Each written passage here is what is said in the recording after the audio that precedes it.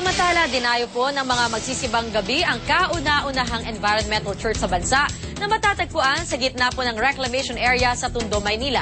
Report mula kay Ana Puod. Ito ang tinugriang Green Church. 2 taon mula ngayon nakatayo na ito sa gitna ng reclamation area sa Smoky Mountain sa Tondo.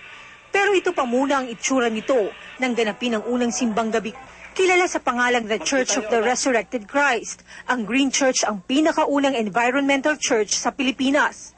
May solar panels para hindi na magsusunog ng fossil fuel.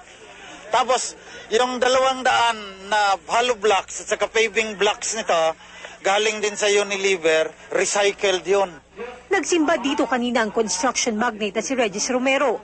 Ang kanyang R2 Builders ang bumuo ng minsang naging kontrobersyal na pabahay ng mga taga Smoky Mountain. Siya rin ang nagbigay ng lupa para maipatayo ngayon ang simbahan nila. Digital church din umano ang Green Church dahil lalagyan ito ng mga computer na gagamitin para maturuan ang mga ina at kabataan sa parokya. Pero bida ni Father, walang kuryenteng gagastusin dahil coco diesel ang magpapatakbo sa mga ito.